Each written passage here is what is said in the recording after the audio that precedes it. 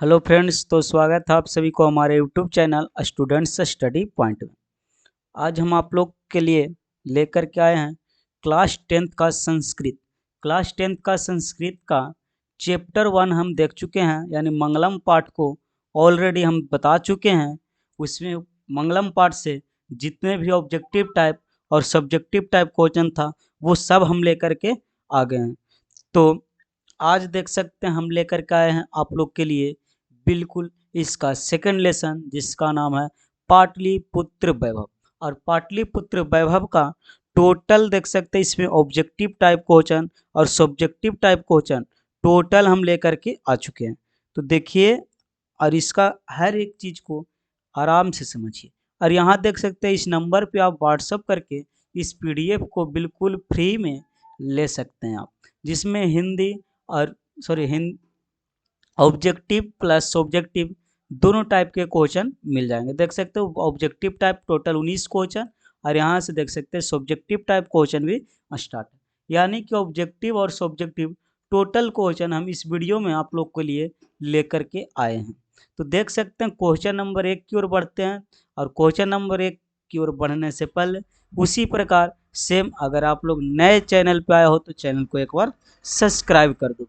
बिल्कुल फ्री में आपको पीडीएफ दे देंगे। सिर्फ और सिर्फ एक चैनल को सब्सक्राइब करके इस व्हाट्सएप पे मैसेज करो और आपको यहीं पे मिल जाएगा इसका पीडीएफ। सिर्फ संस्कृत नहीं, फिर और भी सब्जेक्ट है जिसका पीडीएफ आपको बिल्कुल फ्री में दे दिया जाएगा। एशिया महादेश का सबसे बड़ा सेतु क्या है? सेतु का मतलब होता है पुल, यानी कि यह है जो गांधी सेतु है। क्या होगा? गांधी सेतु। ऑप्शन सी इसका करेक्ट है। यूनान के राजदूत कौन था? तो यूनान के राजदूत कौन थे? तो वो थे मेगास्थनीज। कौन थे?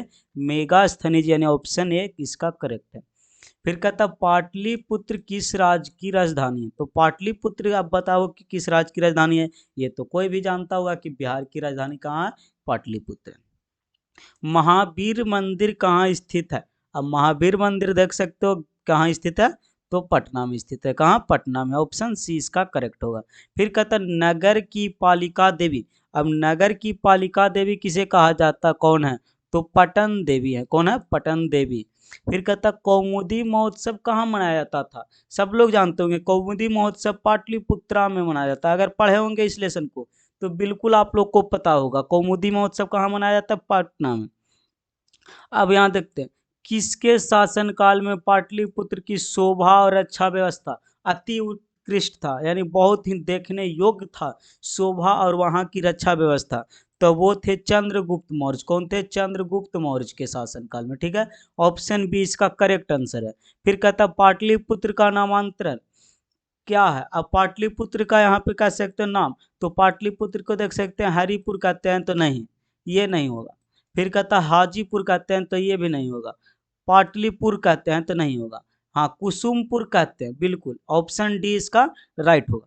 फिर कहता कूटनिमता की रचना, कूटनिमता की रचनाकार कौन है? तो इसका जो राइट आंसर होगा वो क्या होगा? ये देख सकते हैं कूटनिमता का था तो हाँ, दामोदर गुप्त। ऑप्शन बी दामोदर गुप्त थे। फिर कहता क्वेश्चन नंबर 10 चंद्रगुप्त मौर्य किस वंश का शासक काल था? तो चंद्रगुप्त वंश, चंद्रगुप्त जो था वो मौर्य वंश के थे। कौन से वंश के? मौर्य वंश के। क्वेश्चन नंबर 11 सिखों के 10वें गुरु कौन थे बाबू? तो सिखों के 10वें गुरु तो गुरु गोविंद सिंह थे, सब लोग जानते होंगे, गुरु गोविंद सिंह। फिर कहता पाटलिपुत्र का बुद्ध काल के नाम क्या था? पाटलिपुत्र के बुद्ध काल का नाम बोलोगे बाबू तो पाटलीग्राम। क्या था? पाटलीग्राम। फिर नेक्स्ट क्वेश्चन पटना के किस दिशा में गंगा नदी प्रवाहित होती है? तो पटना के उत्तर दिशा में गंगा नदी बहता बाबू। किस दिशा में? उत्तर दिशा में। किस काल में पटना का नाम पाटलीग्राम था? अब अभी देख सकते हैं किस काल में, तो बुद्ध काल में, यानी बुद्ध के काल में, बुद्ध के शासन काल में। अभी इसके पीछे देखे थे कि बुद्ध के काल में पटना का नाम था पाटलीग्राम। क्वेश्चन उलट के पूछ दिया कि किस काल में पटना का नाम पाटलीग्राम था, तब बुद्ध के काल में। फिर नेक्स्ट क्वेश्चन गोलघर कहाँ स्थित है? कोई भी बता सकता है। गोलघर सब लोग घूम लिया होगा बाबू। कहाँ स्थित है? तब पटना में। पाटलिपुत्र का इतिहास कितना वर्ष पुराना है? तो 2500 वर्ष पुराना। कितना वर्ष पुराना है? 2500 वर्ष पुराना। फिर नेक्स्ट क्वेश्चन किस काल में पटना का नाम प्रसिद्ध हुआ? अब प्रसिद्ध कौन से काल में हुआ था बाबू? तो इसका जो राइट आंसर होगा मध्यकाल में। किस काल में पटना का नाम प्रसिद्ध हुआ था? तो मध्यकाल में। क्वेश्चन नंबर 18, गांधी सेतु पुल कहाँ स्थित है? अब बता दो गांधी सेतु पुल कहाँ स्थित है, सब लोग जानते होंगे, पाटलिपुत्र यानी पटना में। फिर यहाँ का पटना शब्द किस शब्द से उत्पत्ति हुई है? तो पटना का नाम हुआ था पतनाथ से। कहाँ से? पतनाथ से इसका इस शब्द का उत्पत्ति हुआ था। अब देख सकते हैं संस्कृत पार्ट 2 का subjective type question. Subjective type इतना देख लेंगे, इससे एक भी क्वेश्चन बाहर ही नहीं आएगा। और जो भी स्टूडेंट्स पहला वीडियो नहीं देखे हैं वो पहले वीडियो को जा करके जल्द से जल्द देख लें। देख सकते हैं क्वेश्चन नंबर 1 क्या कहता? प्राचीन संस्कृत ग्रंथों में पाटलिपुत्र की ख्याति किस रूप में थी? तो यहाँ देख सकते हैं आंसर इसका क्या होगा कि प्राचीन संस्कृत ग्रंथों में और पुराणों में पाटलिपुत्र का नाम पुष्पपुर या कुसुमपुर था। अब यहाँ देख सकते हैं इससे पूछा जाता है एग्जाम में क्वेश्चन ऑब्जेक्टिव टाइप में कि प्राचीन संस्कृत ग्रंथ में या पुराण में पाटलिपुत्र का नाम था पुष्पपुर या कुसुमपुर माना जाता। इस नगर के समीप पाटल पुष्पों का उत्पादन होता। क्या होता था? पाटल पुष्प का उत्पादन होता। स्वतः पाटलिपुत्र शब्द भी यहाँ पाटल पुष्पों के पल्लवित होने के कारण ही प्रचलित हुआ, यानी पुष्प के कारण ही प्रचलित हुआ था। और शरत काल में कौमुदी महोत्सव होता है और यह महोत्सव दुर्गा पूजा के अवसर पर दृष्टिगत होता, यानी कि ये जो पर्व मनाया जाता है कौमुदी महोत्सव, वो दुर्गा पूजा के टाइम जैसे हम लोग दुर्गा पूजा मनाते हैं सेम उसी प्रकार से वहाँ मतलब क्या होता है कौमुदी महोत्सव मनाया जाता था। ठीक है, अब क्वेश्चन नंबर 2 की ओर बढ़ते हैं। पाटलिपुत्र नगर के वैभव का कारण, वैभव का वर्णन करें, यानी पाटलिपुत्र नगर के वैभव का वर्णन करना। देख सकते हैं आंसर लिखा हुआ कि पाटलिपुत्र प्राचीन काल से ही अपने वैभव परंपरा के लिए विख्यात रही है। क्या रही है? अपने वैभव परंपरा के लिए विख्यात रही है। विदेशी यानी यात्री लोग यानी विदेशी लोग क्या हैं आकर अपने संस्मरणों में यहाँ अनेक उत्कृष्ट संपदा का वर्णन किया। विदेशी लोग भी यहाँ आकर के बहुत सारे अनेक संपदा को उत्कृष्ट संपदा का वर्णन किए। जैसे मेगास्थनीज ने लिखा है कि चंद्रगुप्त मौर्य के काल में यहाँ की शोभा और रक्षा व्यवस्था अति उत्कृष्ट था। ये किसने लिखा था बाबू? कि चंद्रगुप्त मौर्य के काल में यहाँ की शोभा और रक्षा व्यवस्था अति उत्कृष्ट था। ये मेगास्थनीज ने लिखे थे। फिर कहता अशोक काल में यानी अशोक के शासन काल में यहाँ निरंतर समृद्धि रही। फिर कहता कविराज शेखर ने अपनी रचना काव्य मीमांस में एक ऐसी बात लिखी कि यहाँ बड़े बड़े कवि व्याकरण भाष्यकार यहाँ परिरक्षित हुए। आज पाटलिपुत्र नगर पटना के नाम से जाना जाता है। आज पाटलिपुत्र नगर ही है जो पटना के नाम से जाना जाता है। यहाँ से देख लो, याद रखना काव्य मीमांस के लेखक कौन थे? तो राजशेखर। एग्जाम में पूछे जाएंगे यहाँ से भी सवाल। यहाँ संग्रहालय, गोलघर, जैविक उद्यान इत्यादि दर्शनीय स्थान है। दर्शनीय स्थान के नाम देख सकते हो, दर्शनीय स्थान के नाम भी पूछे जाते एग्जाम में, तो ये सब दर्शनीय स्थान थे। इस प्रकार पाटलिपुत्र प्राचीन से आज तक विभिन्न क्षेत्रों में वैभव धारण करता, जिसका संकलित रूप संग्रहालय में देखने योग्य है। फिर यहाँ देख सकते हैं क्वेश्चन नंबर 3 क्या कहता कि पाटलिपुत्र वैभव पाठ के आधार पर 5 वाक्य में उसका परिचय देना। तो परिचय देखो इसमें बिहार की राजधानी पटना के प्राचीन महत्व का निरूपण करने के साथ ऐतिहासिक परंपरा से आधुनिक राजधानी के प्रसिद्ध स्थलों के भी निरूपण किया गया है। इस पाठ्य को कंठाग्र करके छात्र किसी वाक्य प्रतिस्पर्धा में भाग ले सकते हैं, यानी कि इसको पूरी तरह से कंठस्थ करके मतलब पूरी तरह से पढ़ करके किसी भी प्रतिस्पर्धा में वाक्य प्रतिस्पर्धा बोलने के संबंध में भाग ले सकते हैं। फिर क्वेश्चन नंबर 4 कवि दामोदर गुप्त के अनुसार पाटलिपुत्र कैसा नगर है? तो कवि दामोदर गुप्त के अनुसार पाटलिपुत्र यानी महानगर है। पाटलिपुत्र यानी पटना कैसा नगर है? महानगर पृथ्वी पर बसे बड़े नगरों में श्रेष्ठ है। यानी कि पटना जो है दामोदर गुप्त के अनुसार पटना एक महानगर है जो कि पृथ्वी पर बसे नगरों में सबसे श्रेष्ठ है। यहाँ सरस्वती के वंशज यानी विद्वान लोग बसते हैं। यहाँ जो बसते हैं वो सरस्वती के वंशज बसते हैं यानी विद्वान लोग बसते हैं।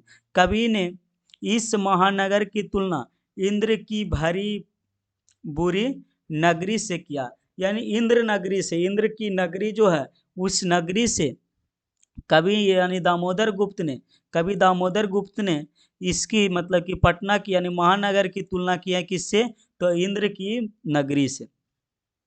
क्वेश्चन नंबर 5, पाटलिपुत्र की शिक्षा प्राचीन केंद्र क्यों माना जाता है, यानी पाटलिपुत्र के शिक्षा को प्राचीन केंद्र क्यों माना गया। तो देख सकते हैं आंसर है कि राजशेखर रचित काव्य मीमांस काव्य से हमें जानकारी मिलती है कि पटना की शिक्षा की एक प्राचीन केंद्र है। अब बताओ, यहाँ से देख सकते हैं आप लोग को मिल रहा होगा कि काव्य मीमांस जो राजशेखर ने लिखा था, अगर उस काव्य को पढ़ते हैं तो हमें जानकारी मिलेगा कि पाटलिपुत्र शिक्षा का एक प्राचीन केंद्र था और संस्कृत के अनेक विद्वान हुए, और वहीं यानी कि पाटलिपुत्र में संस्कृत के अनेक विद्वान लोग रहे, जैसे पाणिनि, पिंगल, बररुचि तथा पतंजलि की परीक्षा यहीं ली गई थी, यानी पटना में ही लिया गया था बाबू। यानी पाणिनि, पिंगल और बररुचि और पतंजलि जितने लोग थे वो टोटल की क्या कहा जाता है, परीक्षा कहाँ ली गई थी, तो पाटलिपुत्र में ही, यहीं उन्होंने ख्याति प्राप्त की थी और यहीं पूरी तरह से शिक्षा प्राप्त कर लिए थे पाणिनि, पिंगल और बररुचि, पतंजलि ये सब।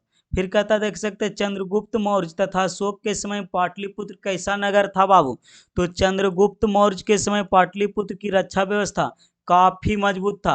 अब पूछेगा पाटलिपुत्र की रक्षा व्यवस्था का मजबूत कब था, किसके शासनकाल में, तो चंद्रगुप्त मौर्य के समय यह सुंदर नगर था। अशोक के शासनकाल में यह नगर वैभव और अधिक समृद्ध था। पूछेगा कि वैभव और अधिक समृद्ध कब हुआ रहता था पाटलिपुत्र, तो अशोक के शासनकाल में, और रक्षा व्यवस्था वहां का मजबूत की बात बोला जाए तो चंद्रगुप्त मौर्य के शासनकाल में। ठीक है। क्वेश्चन नंबर 7, पाटलिपुत्र की प्राचीन महोत्सव का वर्णन करना, यानी प्राचीन महोत्सव का वर्णन करना। तो पाटलिपुत्र के से शरद ऋतु में कौमुदी महोत्सव बड़ी धूमधाम से मनाया जाता। कहता पाटलिपुत्र में शरद ऋतु में कौमुदी महोत्सव मनाया जाता, वो भी बहुत धूमधाम से। सभी नगरवासी आनंदमग्न हो जाते थे। इस समारोह का विशेष प्रचलन गुप्त वंश के शासनकाल में था, यानी इस समारोह का विशेष प्रचलन जो था वो गुप्त वंश के शासनकाल में था। आजकल जिस तरह दुर्गा पूजा मनाई जाती है उसी प्रकार प्राचीन काल में कौमुदी महोत्सव मनाया जाता था। यहाँ देख सकते हैं कौमुदी महोत्सव कैसे मनाया जाता है, जो आजकल हम लोग दुर्गा पूजा मनाते हैं उसी प्रकार से कौमुदी महोत्सव मनाया जाता है। कौमुदी महोत्सव कब मनाया जाता था बाबू, तो शरद ऋतु में। कहाँ, तो पाटलिपुत्र में। यहाँ से ऑब्जेक्टिव टाइप क्वेश्चन कभी भी किसी भी प्रकार से बना सकता। सिख संप्रदाय के लोगों के लिए पटना क्यों महत्वपूर्ण है, ये एग्जाम में बहुत बार पूछे जा चुके हैं। इस क्वेश्चन को ध्यान से देखेंगे कि सिख संप्रदाय के लिए पटना जो है वो क्यों प्रसिद्ध है, क्यों महत्वपूर्ण नगर है। तो देख सकते हैं सिख संप्रदाय के लोगों के लिए प्राचीन पटना नगर के में पूजनीय स्थल अवस्थित है। क्या स्थल है, पूजनीय स्थल अवस्थित है। यहाँ उनके 10वें गुरु गोविंद सिंह जी का जन्म स्थान है। अब बोला जाए कि गुरु गोविंद सिंह जी का जन्म कहाँ हुआ था, तो पटना में हुआ था। ठीक है। गुरु गोविंद सिंह कौन थे, तो सिख संप्रदाय के 10वें गुरु थे। आगे कहता यह स्थल गुरुद्वार के नाम से जाना जाता है, यानी जहाँ पे गुरु गोविंद सिंह का जन्म हुआ था वो गुरुद्वारा के नाम से जाना जाता है। देश विदेश से सिख संप्रदाय के अलावा अन्य संप्रदाय के तीर्थ यात्री भी यहाँ दर्शन करने के लिए आते हैं। गुरुद्वारा का दर्शन करने के लिए अनेक यानी देश विदेश के लोग भी आते हैं तीर्थ यात्रा के लिए। ठीक है। क्वेश्चन नंबर 9, लेखक पाटलिपुत्र वैभव पाठ से हमें क्या संदेश देना चाहते हैं। अब लेखक जो है पाटलिपुत्र वैभव के माध्यम से हमको कुछ संदेश देना चाहता है, वो क्या देना चाहते हैं, तो देख सकते हैं लेखक का कहना है कि प्राचीन काल में पाटलिपुत्र एक महान नगर था। लेखक का क्या कहना कि प्राचीन काल में पाटलिपुत्र तो जो था वो एक महान नगर था। यहाँ शिक्षा, वैभव और समृद्धि थी। फिर कहता मध्यकाल में इसकी स्थिति ठीक नहीं थी। मध्यकाल जब आई थी तो इसकी स्थिति ठीक नहीं थी, लेकिन मुगल काल में नगर पुनः उद्धार हुआ। यानी मुगल काल जैसे ही आया फिर से नगर का उद्धार हुआ, तथा अंग्रेजी के शासन काल में से लेकर वर्तमान में इस नगर का अत्यधिक विकास हो रहा है। यानी कि जब अंग्रेजों का शासन आया था उस टाइम से लेकर के आज तक यानी वर्तमान समय तक इस नगर का बहुत ही अत्यधिक विकास हो रहा है। किस नगर का? तो पाटलिपुत्र नगर का।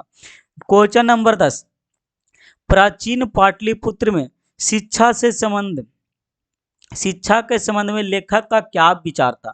तो देख सकते प्रस्तुत पाठ में लेखक ने बताया कि दामोदर नामक कवि ने हमें जानकारी मिलती है। अब दामोदर नामक कवि से हमें क्या जानकारी मिलता है कि सरस्वती के वंशज यहाँ रहा करते थे। कहाँ? तो पटना में सरस्वती के वंशज रहा करते थे। ये दामोदर नामक कवि से हमें शिक्षा मिलती है, जानकारी मिलती है। राजशेखर कवि के अनुसार पाणिनि, पिंगल, बररुचि आदि महान विद्वान परीक्षा यहाँ ली जाती थी। अब कहा जाता है कि राजशेखर ने हमें बताया, यानी कवि राजशेखर ने काव्य मीमांस जो लिखे थे वो बताएं कि पाणिनि, पिंगल, बररुचि आदि महान विद्वान जो थे उनकी परीक्षा भी पाटलिपुत्र में ही लिया जाता था। इससे ज्ञात होता है कि प्राचीन पाटलिपुत्र शिक्षा का एक महान केंद्र था। और इसी से हमको मिला क्या कि इसी से हमको पता चला कि प्राचीन काल में पाटलिपुत्र शिक्षा का एक महान केंद्र था। फिर कहता लेखक के विचार में प्राचीन काल से आज तक पाटलिपुत्र किस प्रकार का नगर रहा? तो कह सकते हैं प्राचीन काल, यहाँ क्या कहता है लेखक के विचार से प्राचीन काल से आज तक पाटलिपुत्र है जो किस प्रकार का नगर रहा? तो देख सकते हैं लेखक के विचार से पाटलिपुत्र नगर प्राचीन काल से आज तक राजनीतिक, धार्मिक, औद्योगिक और शिक्षा जैसे विद्वान क्षेत्रों में वैभव धारण करता है। क्या करता है? वैभव धारण करता है। और यहाँ उनका संकलित रूप से दर्शन किया जाता है। यानी उनके संकलित रूप से यहाँ क्या किया जाता है? दर्शन किया जाता है। यहाँ के लोग कई उत्सव मनाते हैं। कहते हैं कि यहाँ के लोग हैं जो कई उत्सव मनाते हैं, लेकिन पाटलिपुत्र वासी पटन देवी की पूजा करते हैं। अब यहाँ से देख सकते हैं पाटना की पटन देवी की पूजा वहाँ के निवासी लोग करते हैं, यानी पाटलिपुत्र निवासी जो पटन देवी की पूजा करते हैं। पाटलिपुत्र एक महान नगर रहा और हमेशा क्या कहता कि पाटलिपुत्र किस प्रकार नगर रहा? तो एक महान नगर रहा।